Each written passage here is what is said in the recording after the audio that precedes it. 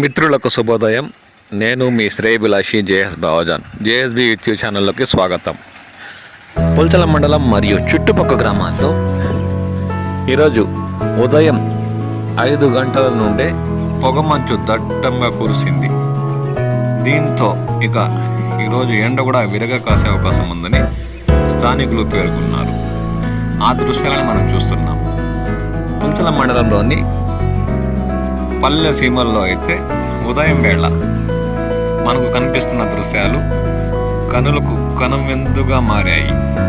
ప్రకృతి అందాల ముందు ఎలాంటి ప్లాస్టిక్ అందాలైనా దిగదుడిపే అనడానికి నిదర్శనం ఈ వేకువజామున పొగమంచు కురిసే వేళ మనకు కనిపిస్తున్న అందాలు.